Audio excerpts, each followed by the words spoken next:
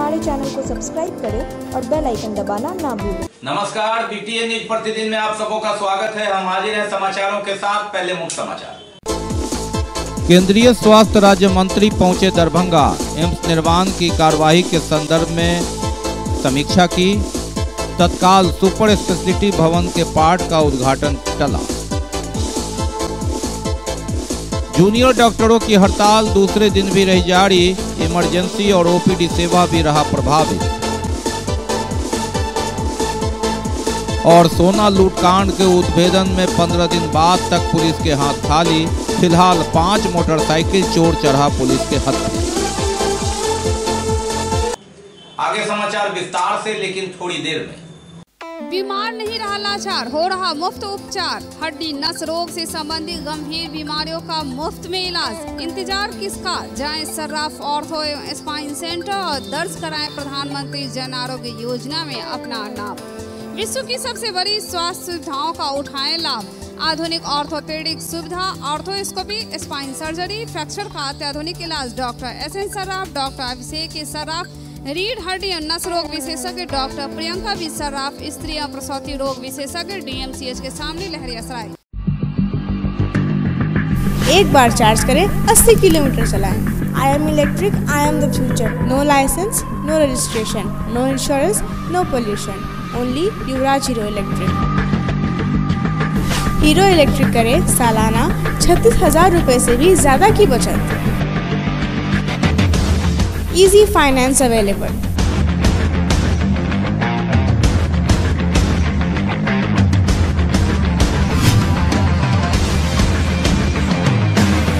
Hero electric की bag 37,000 से लेकर के 96,000 तक नई मॉडल उपलब्ध है। एक बार अवश्य पधारें।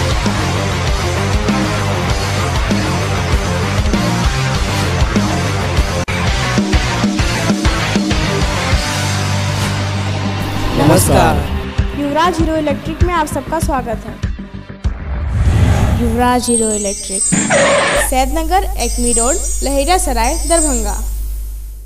और अब समाचार विस्तार के साथ। केंद्रीय स्वास्थ्य राज्य मंत्री अश्विनी चौबे पहुंचे दरभंगा। हालांकि उन्हें सुपर स्पेशलिटी भवन के पार्ट का उद्घाटन करना था, लेकिन तत्काल इसे स्थगित किया। हाँ, उन्होंने अधिकारियों के साथ बैठक की और जो एम्स का निर्माण प्रस्तावित है उसमें हाथ लगना है, 2024 तक पूर्ण होना है, उसकी समीक्षा की। समीक्षा क्रम में उन्होंने कहा कि जिस तेजी से काम का प्रावधान है उस तेजी के अनुरूप एम्स का निर्माण हो। हवाई अड्डा बन गया है मिथिलांचल को, यह तोहफा और एक दूसरा तोहफा है एम्स। इसमें कहीं से कोई कोताही न बरती जाए। डॉक्टरों की हड़ताल के संदर्भ में भी मंत्री की बैठक में समीक्षा हुई, चर्चा हुई। इस पर उन्होंने कहा कि राज्य स्तर पर इसे देखेंगे। मालूम रहे कि पहले भी दौरा कर चुके हैं केंद्रीय स्वास्थ्य राज्य मंत्री अश्विनी चौबे। उन्होंने 31 दिसंबर तक की तिथि तय की थी, लेकिन कोरोना काल में काम धीमा के बाद अंततः इसकी तिथि बढ़ती गई। अब समझा जाता है कि मार्च 2021 तक सुपर स्पेशलिटी भवन पूर्ण बनकर तैयार हो सकेगा। केंद्रीय स्वास्थ्य एवं परिवार कल्याण राज्य मंत्री अश्विनी कुमार चौबे ने कहा कि आने वाले दिनों में दरभंगा स्वास्थ्य के क्षेत्र में रोल मॉडल बनेगा।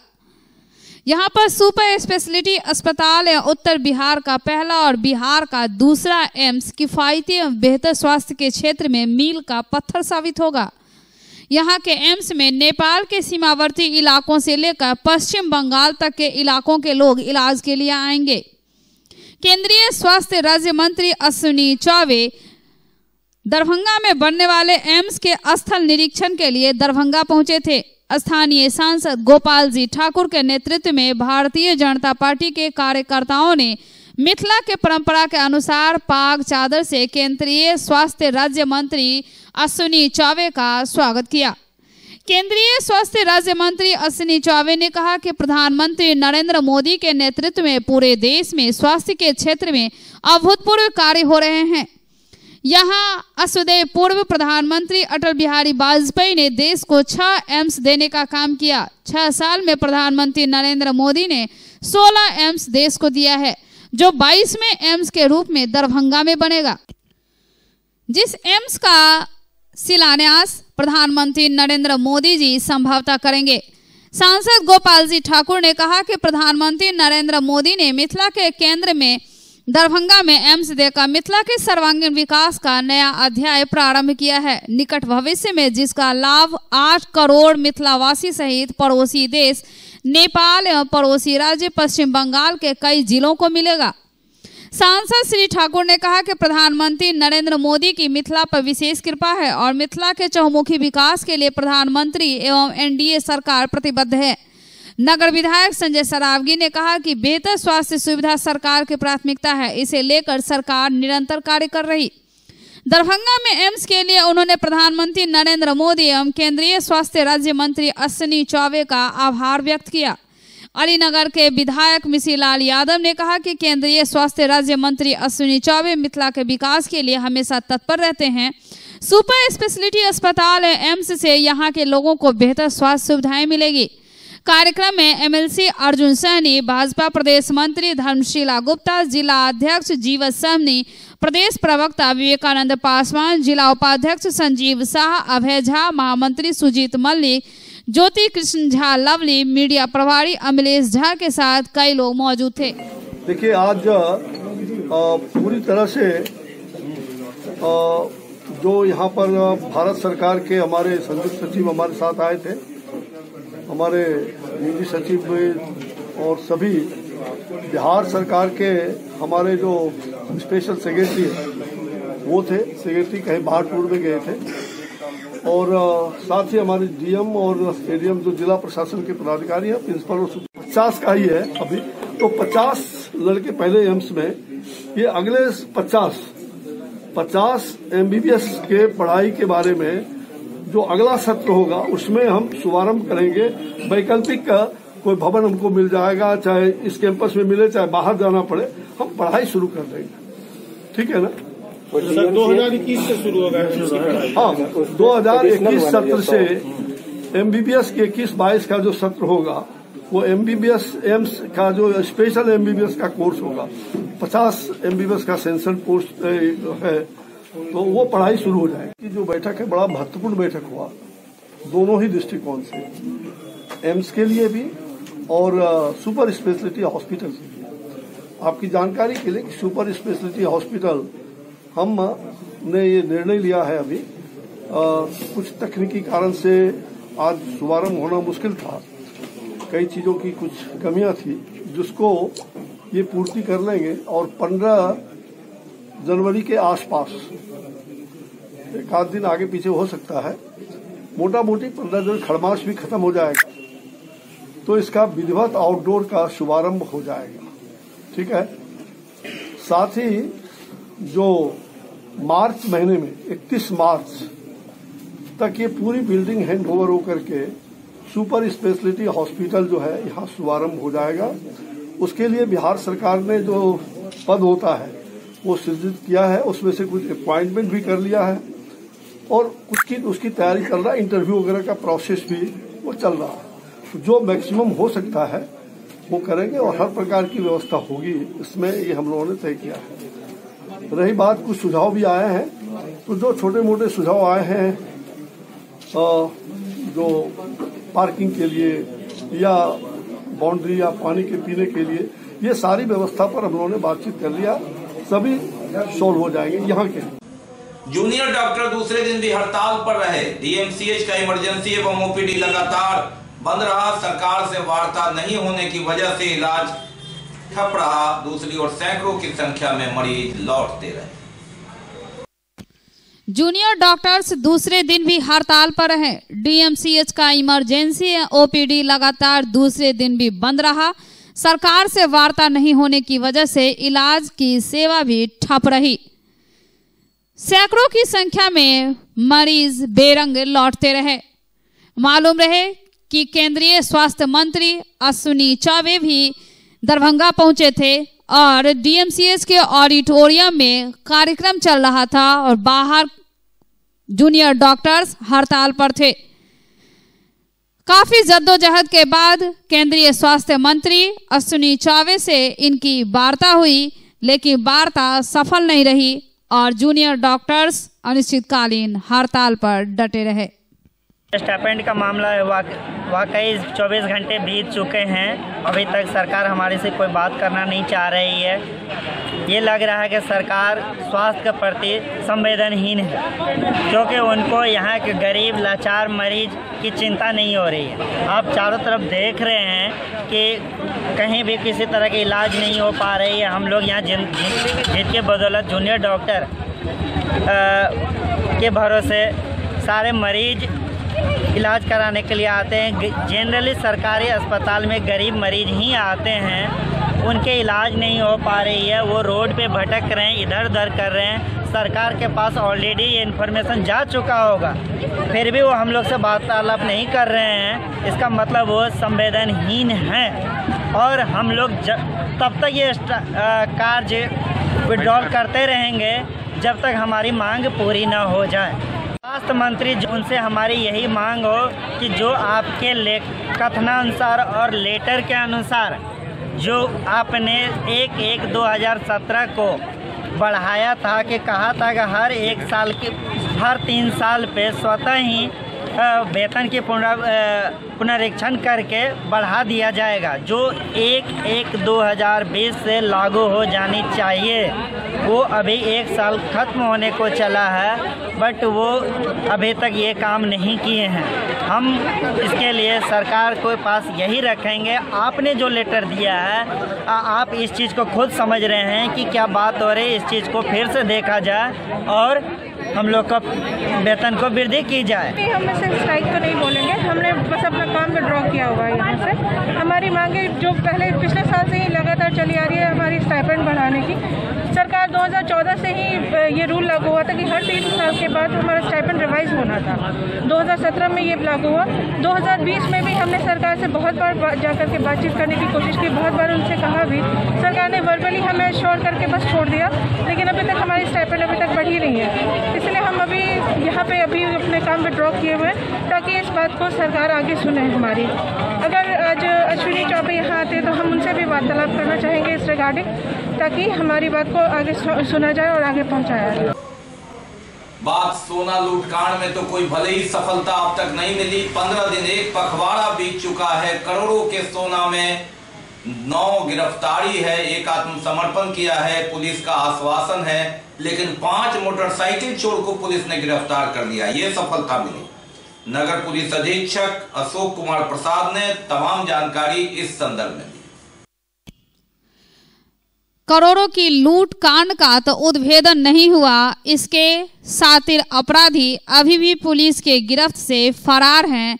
हाँ, जो लाइनर की भूमिका में थे वे सभी गिरफ्तार कर लिए गए हैं। कुल 9 की गिरफ्तारी हुई है, लेकिन इधर 5 मोटरसाइकिल चोर को पुलिस ने गिरफ्तार कर लिया है। नगर पुलिस अधीक्षक अशोक कुमार प्रसाद ने तमाम जानकारी मीडिया को दी। गठित मोटरसाइकिल चोरी गिरोह से संबंधित लोग पकड़े गए हैं और ये अंतर जिला अंतर राज्यीय गिरोह है और ये विगत दिनों कई महीनों से दरभंगा, सीतामढ़ी, मधुबनी के क्षेत्रों में मोटरसाइकिल चोरी करते थे। प्रमुख स्थानों से, भीड़भाड़ जगहों से मोटरसाइकिल चोरी करते थे और इसको ले जाकर जो मधुबनी जिला अंतर्गत जो है खैराबाद गांव है, जो विस्फी थाना ओसी ओपी पड़ता है, वहाँ पे ले जाते थे और वहाँ से फिर ये लोग परसौनी, तीसी जो बॉर्डर पड़ता है नेपाल साइड में, उधर ले जाते थे और वहाँ से कुछ लोगों के संपर्क में थे, छोटे छोटे बच्चों को बुलाते थे और 8,000 10,000 में एक बाइक को ये लोग उधर भेज देते थे। तो जैसा ही लोग पकड़े गए हैं, अभी 5 लोग पकड़े गए हैं और ये केवटी थाना और ओसी ओपी प्रभारी की एक संयुक्त टीम बनी थी। लोगों ने मिलके कल छापामारी किया है और अभी तक 4 बाइक बरामद हुआ और 1 बाइक अभी भी लावारिस हालत में है, जिसे ला के रखा गया है और 5 लोग पकड़े गए हैं। ये जो पकड़े गए हैं इनका सबका आपराधिक इतिहास, इनमें जो मुख्य सरगना है इनका रहा है, जो अशफाक लाल बाबू है, ये दिल्ली में भी क्राइम किया है और फिर हम पंजाब में भी इसका आपराधिक इतिहास है। और चांद इसका जो सरगना है वो छापामारी के क्रम में भाग निकला और वो कई वर्षों से ये क्राइम करता रहा है, मोटरसाइकिल चोरी कर। तो ये जो अभी पकड़े गए हैं इन्होंने भी बताया है कि 25 दिसंबर क्रिसमस को लेकर कैथोलिक चर्च के फादर सुशील गैब्रियल के नेतृत्व में 3 सदस्यों का प्रतिनिधि मंडल जिला पदाधिकारी और वरीय पुलिस अधीक्षक से मिलकर विशेष सुरक्षा का इंतजाम करने पहुंचा। मालूम रहे कि 25 दिसंबर बड़ा दिन और बड़ा दिन रखकर जो क्रिश्चियन है उनसे आग्रह किया गया है कि कोरोना काल में वे अपने घर पर ही बड़ा दिन मनाएं और भीड़ नहीं लगावे चर्च में। इसी संदर्भ में पुलिस नियुक्ति के लिए इन्होंने आग्रह किया।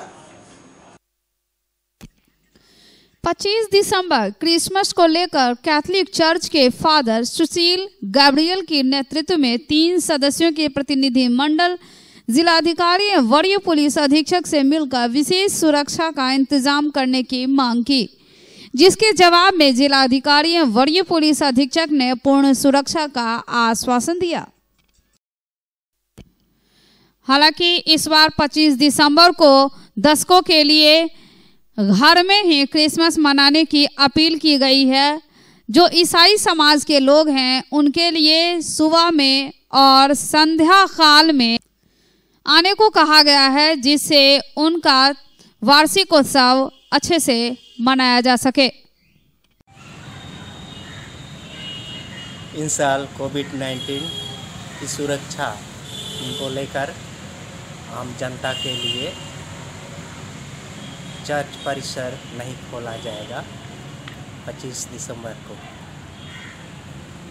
आप लोग के लिए हम लोग प्रार्थना करेंगे।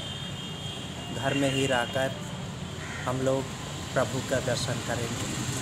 इसके हम लोग सभी कोई इसके लिए आप लोगों के लिए प्रार्थना करते हैं। बाकी है अभी और भी बहुत कुछ, लेकिन पहले रुकेंगे, लेंगे एक break. Global health care and diabetes research centre, जो बिहार में पहला अंतर्राष्ट्रीय तकनीक एवं आधुनिक सुविधाओं से लैस सुपर स्पेशलिटी डायबिटीज केंद्र है, जहां एक छत के नीचे डायबिटीज से संबंधित सारी सुविधाएं मौजूद हैं, जैसे कि diabetes heart care, diabetes eye care, diabetes neuro care, diabetes foot care, diabetes pharmacy और डायबिटीज प्रयोगशाला। पता जीसस एंड मैरी स्कूल के पास, रहमगंज, दरभंगा, बिहार। ब्रेक के बाद एक बार पुनः आप सबों का स्वागत है। हम बढ़ते हैं आगे, लेकिन आगे बढ़ने से पहले एक नजर मुख्य समाचारों पर। केंद्रीय स्वास्थ्य राज्य मंत्री पहुंचे दरभंगा, एम्स निर्माण की कार्यवाही के संदर्भ में समीक्षा की। तत्काल सुपर स्पेशलिटी भवन के पार्ट का उद्घाटन टला। जूनियर डॉक्टरों की हड़ताल दूसरे दिन भी रही जारी, इमरजेंसी और ओपीडी सेवा भी रहा प्रभावित। और सोना लूटकांड के उद्भेदन में 15 दिन बाद तक पुलिस के हाथ खाली। फिलहाल 5 मोटरसाइकिल चोर चढ़ा पुलिस के हत्थे। हम बढ़ते हैं आगे, लेकिन पैसे कुछ आने का। मेल एक्सप्रेस गाड़ी के परिचालन की तिथियों में विस्तार किया गया है। रेलवे प्रशासन ने यात्रियों की सुविधा को ध्यान में रखते हुए 31/1/2021 तक के लिए ही अधिसूचित की थी। जिन गाड़ियों के परिचालन की उनकी तिथि में विस्तार करने का निर्णय लिया गया है। गाड़ी संख्या 01033 पुणे दरभंगा विशेष गाड़ी, यह गाड़ी 6 जनवरी से चल रही है, जो कि 27/1/2021 तक प्रत्येक बुधवार को पुणे से दरभंगा के लिए प्रस्थान करेगी। गाड़ी संख्या 01034 दरभंगा पुणे विशेष गाड़ी, यह गाड़ी 8 जनवरी से 29 जनवरी तक प्रत्येक शुक्रवार को दरभंगा से पुणे के लिए प्रस्थान करेगी। गाड़ी संख्या 08419 पुरी जयनगर विशेष गाड़ी, यह गाड़ी 7 जनवरी से 28 जनवरी तक प्रत्येक गुरुवार को पुरी से जयनगर के लिए प्रस्थान करेगी। 08420 जयनगर पुरी विशेष गाड़ी, यह गाड़ी 9 जनवरी से 30 जनवरी तक प्रत्येक शनिवार को जयनगर से पुरी के लिए प्रस्थान करेगी। 04185 ग्वालियर बरौनी विशेष गाड़ी, यह गाड़ी दिनांक 1 जनवरी से 31 जनवरी तक प्रत्येक रविवार, मंगलवार, बुधवार, शुक्रवार एवं शनिवार को ग्वालियर से बरौनी के लिए प्रस्थान करेगी। अर्थात यह गाड़ी प्रत्येक सोमवार एवं गुरुवार को ग्वालियर से रद्द रहेगी।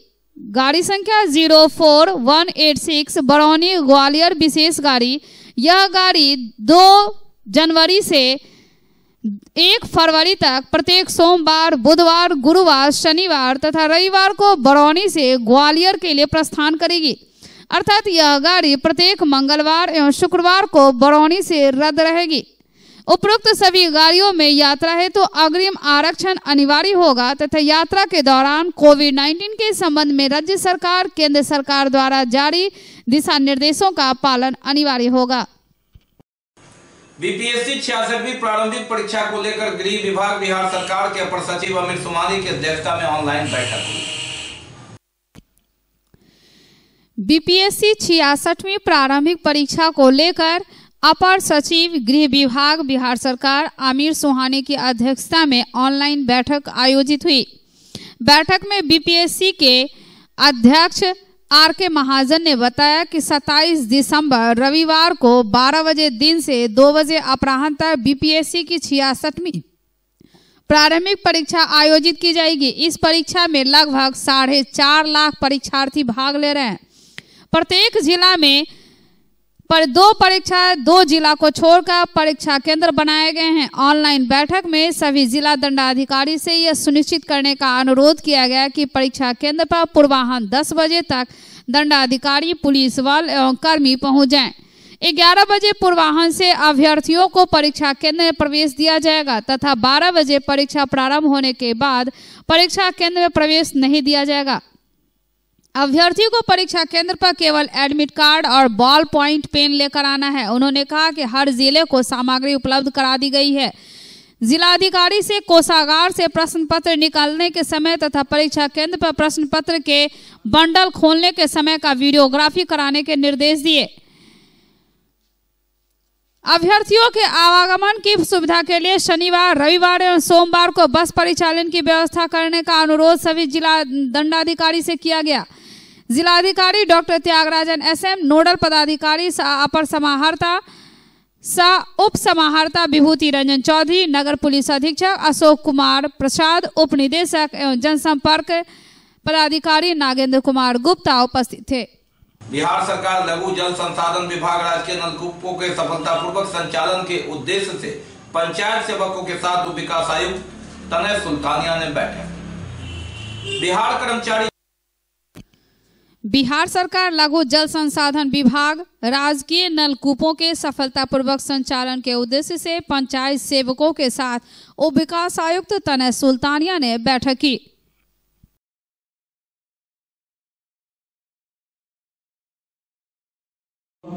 जो अन्य कर्मी हैं, एक बहुत ही महत्वपूर्ण निर्णय लिया गया था लघु जल संसाधन विभाग द्वारा। वो था कि सभी राजकीय नलकूपों की मरम्मती, संचालन एवं रखरखाव को पंचायती राज व्यवस्था के तहत पंचायत को सौंपने का। ये निर्णय इसलिए भी लिया गया था क्योंकि ये स्पष्ट था कि जिस तरह से सभी नलकूपों का संचालन एवं मरम्मती का कार्य एवं जो लोकल कंडीशंस के आधार पर पंचायत द्वारा किया जा सकता है या आप लोगों के द्वारा किया जा सकता है, वो व्यवस्था ऊपर तरह से एक सेंट्रल व्यवस्था नहीं पॉसिबल हो पाती है। तो उसके अनुरूप 3-4 इंपॉर्टेंट था। नलकूप की मरम्मती अगर होनी है तो माइनर फॉल्ट है तो जो हमारे जनप्रतिनिधि हैं, मुखिया हैं, उनके द्वारा करवा लिया जाएगा। मेजर फॉल्ट आता है 15 लाख से नीचे तक का रहता है, तब भी जो हर पंचायत के मुखिया जी हैं उनके द्वारा करवा लिया जाएगा। संचालन में 3 चीज हो गया। एक हो गया हमारा सिंचाई, इरिगेशन। इसमें प्रत्येक सप्ताह जो सिंचाई करवाई जा रही है नलकूप से, उसका प्रतिवेदन कनीय अभियंता को उपलब्ध कराया जाए। ग्राम सभा के बैठक में पटवन दर निर्धारण के आधार पर राजस्व वसूली कर संबंधित राजकीय नलकूप ग्राम पंचायत के खाते में जमा किया जाए। चयन आयोग की प्रथम इंटर स्तरीय संयुक्त परीक्षा को लेकर जिला पदाधिकारी डॉक्टर त्यागराजन एसएम ने सभी केंद्राधीक्षकों, दंडाधिकारी के साथ बैठक की। जिलाधिकारी डॉक्टर त्यागराजन एसएम की अध्यक्षता में बिहार कर्मचारी चयन आयोग की प्रथम इंटर स्तरीय संयुक्त प्रतियोगिता परीक्षा की तैयारी को लेकर सभी केंद्राधीक्षकों, दंडाधिकारी के साथ बैठक की गई। 25 दिसंबर शुक्रवार को 2 पाली में 10 बजे अपराह्न से 12:15 बजे तक एवं द्वितीय पाली 2 बजे से 4:15 बजे तक जिला के 14 परीक्षा केंद्रों पर आयोजित होगी। जिला दंडाधिकारी ने बैठक को संबोधित करते हुए कहा कि यह परीक्षा काफी महत्वपूर्ण है। इसका अंदाजा इसी तथ्य से लगाया जा सकता है कि इसकी निगरानी के लिए पटना से 2 डीएसपी एवं 4 एसडीसी को भेजा गया है। इस परीक्षा के लिए 14 परीक्षा केंद्र बनाए गए हैं और सफलतापूर्वक परीक्षा संपन्न कराने हेतु सभी परीक्षा केंद्रों पर स्टैटिक दंडाधिकारी एवं पुलिस बल प्रतिनियुक्त किए गए हैं। इसके अतिरिक्त गश्ती दंडाधिकारी, जोनल दंडाधिकारी एवं एडीएम स्तर के 2 सुपर जोनल दंडाधिकारी भी प्रतिनियुक्त किए गए हैं। सभी परीक्षा केंद्रों के लिए प्रश्न पत्र पूर्वाह्न 7 बजे कोषागार से निकल जाना चाहिए ताकि परीक्षा केंद्रों पर समय से प्रश्न पत्र पहुंच सके। प्रश्न पत्र का मॉडल परीक्षा केंद्र पर वीक्षक के समय खोला जाएगा तथा इसकी वीडियोग्राफी होगी। उन्होंने सभी प्रतिनियुक्त दंडाधिकारी और पुलिस पदाधिकारी को पूर्वाह्न 8 बजे परीक्षा केंद्र पर पहुंच जाने का निर्देश दिया। परीक्षा केंद्र पर परीक्षार्थी को अपना आई कार्ड और प्रपत्र 12 के अलावा किसी भी चीज को ले जाने की अनुमति नहीं दी जाएगी। यहां तक कि कलम भी उन्हें परीक्षा केंद्र पर केंद्राधीक्षक द्वारा उपलब्ध कराया जाएगा और उसी कलम से उन्हें लिखना भी है। 25/12/2020 को कर्मचारी चयन आयोग द्वारा प्रथम इंटर स्तरीय प्रतियोगिता परीक्षा का आयोजन की जा रही है, जिसमें दरभंगा जिला में 14 सेंटर्स हैं। इसमें एग्ज़ाम का संवेदनशीलता को देखते हुए पुलिस पदाधिकारी और मजिस्ट्रेट के भारी संख्या में नियुक्त की गई है। फ्रिस्किंग अच्छे ढंग से कराना है और सभी सेंटर्स में जैमर लगाए जाएंगे जो इलेक्ट्रॉनिक आइटम्स का यूज़ होगा उसको रोकने के लिए, और इस प्रकार की जो सावधानी बरती जानी है और अच्छे ढंग से शांतिपूर्वक ढंग से और बच्चों को कोई दिक्कत नहीं हो, जो आने वाले बच्चों को जो सेंटर्स में जो सुविधाएं उपलब्ध कराना है, इन सब के बारे में चर्चा हुई है, डायरेक्शंस दिए गए हैं। नेशनल सफाई कर्मचारी फाइनेंसर एवं डेवलपमेंट कॉर्पोरेशन की ओर से नगर निगम के सफाई कर्मचारी को प्रशिक्षण दिया गया। नेशनल सफाई कर्मचारी फाइनेंसर एंड डेवलपमेंट कॉर्पोरेशन की ओर से नगर निगम के सफाई कर्मचारियों को प्रशिक्षण दिया गया। यह प्रशिक्षण इसलिए दिया गया है ताकि कुछ समृद्ध तरीके से सफाई कर्मचारी अपने क्रियाकलाप को संपन्न कर सकें। जो रोजमर्रा के सफाई कर्मचारी हैं उस तरह के नई तकनीक अपना करके अब इन्हें सफाई के तरीकों को भी अपनाना है। महामारी को लेकर और इस महामारी के दरमियान एक अच्छी बात दरभंगा नगर निगम ये हुई कि हमारे जो प्रबुद्ध नागरिक हैं, आम नागरिक हैं, स्वयंसेवी संगठन है और यहाँ का दरभंगा नगर निगम प्रशासन है, सबों ने एकजुट होकर कोरोना के पीरियड में कार्य किया, जिससे हमारे नागरिकों को काफ़ी सहूलतें मिली और हम लोग कोरोना से मुक्ति की ओर जा रहे हैं। तो कई चीज़ें लॉन्च की गई। इससे पहले हमारे पास 30 गाड़ियाँ चलती थी नगर निगम, 20 में हर वार्ड में की गाड़ी हमने एक्स्ट्रा दे दिया, अपनी गाड़ी उसको दे दिया गया। इसके अलावा और एक गाड़ी का पूल और बनाया गया 30 गाड़ी का, जो हम लोग चलाते हैं निगम की ओर से। इसके बाद बहुत सारे मतलब कि जो संसाधन थे उसकी खरीद हुई है, जैसे भी खरीद हुई, रोबोट खरीद हुआ, हम लोगों ने डस्टबिन बांटा लोगों के बीच। इसके बाद कुछ बड़े बड़े डस्टबिन भी हम लोगों ने जहाँ तक प्लांट करवाए थे, ठेला वगैरह भी हम लोग खरीदा था जो कि वार्ड में दिए हैं। तो कई स्तर पे काम हुआ है। हम लोग 19 से आगे 20 में बढ़े हैं और 20 से बहुत आगे 21 में जाने का हम प्रयास करेंगे। और 21 में मिशन हम लोग का ये रहेगा कि नागरिक के सहयोग से आगे बढ़े। शाहबाजपुर पंचायत के वार्ड के भलुका में आम सभा में भारी हंगामे के बीच दिव्यांग महिला नाजरा परवीन सेविका पद के लिए चुनी गई। शाहबाजपुर पंचायत के वार्ड 12 भलुका में आम सभा में भारी हो हंगामे के बीच दिव्यांग महिला नाजरा प्रवीण को आंगनवाड़ी सेविका पद के लिए चुना गया। 11 बजे वार्ड सदस्य मोहम्मद आजम की अध्यक्षता में आम सभा हुई। आम सभा में सिर्फ 2 आवेदिका ही उपस्थित हुई, 3 आवेदिका सभा से अनुपस्थित रहीं। मेधा सूची के आधार पर क्रमांक 1 की आवेदिका दिव्यांग नाजरा को सबसे अधिक अंक प्राप्त रहने पर उसे सेविका पद के लिए सर्वसम्मति से चुना गया। 70% विकलांगता प्रमाण पत्र रहने को लेकर 5% अतिरिक्त अंक जोड़ा गया। प्रक्रिया संपन्न होने के बाद महिला पर्यवेक्षिका नवीशा खातून ने नव चयनित सेविका को चयन प्रमाण पत्र उपलब्ध कराया। पर्यवेक्षिका के मुताबिक सेविका चयन के लिए कुछ 5 आवेदिका द्वारा आवेदन जमा कराया गया था। इनमें नाजरा एवं मोहम्मद जहांगीर की पत्नी अंजुम शाहीन आम सभा में उपस्थित हुई। वहीं मोहम्मद नूरेल की पत्नी आयशा प्रवीण, जफर हुसैन की पत्नी जाकिया अंजुम एवं जय कुमार महतो की पत्नी ओखा कुमारी अनुपस्थित रहीं। उन्होंने बताया कि विपक्षी द्वारा वोटर लिस्ट आदि को लेकर नाहक का हंगामा किया गया। बाद में उसे सरकार की अधिनियम एवं मार्गदर्शिका दिखाकर समझाया जा सका। इसके उपरांत वे शांत हुए। खातून महिला पर्यवेक्षिका ग्रामीण सदर ब्लॉक के पर्यवेक्षिका हूँ। 24 तारीख को शहबाजपुर में आम सभा रखी गई थी। वार्ड नंबर 8 में केंद्र संख्या 12 नाजरा परवीन को पति मोहम्मद जावेद ग्राम हल्का को चयन पत्र दिया गया। सेवका पद के लिए चयन पत्र दिया गया। और वार्ड नंबर 39 में भी सेविका का चयन किया गया सर्वसम्मति से और पूरी पारदर्शिता के साथ। वहीं केंद्र संख्या 39 बाकरगंज मोमिन टोला में केंद्र संख्या 16 पर गुंजन देवी को सेविका के लिए चयनित किया गया। तो ये थे अब तक के समाचार। विदा लेने से पहले एक नजर मुख्य समाचारों पर। केंद्रीय स्वास्थ्य राज्य मंत्री पहुंचे दरभंगा। एम्स निर्माण की कार्यवाही के संदर्भ में समीक्षा की। तत्काल सुपर स्पेशलिटी भवन के पार्ट का उद्घाटन टला। जूनियर डॉक्टरों की हड़ताल दूसरे दिन भी रही जारी। इमरजेंसी और ओपीडी सेवा भी रहा प्रभावित।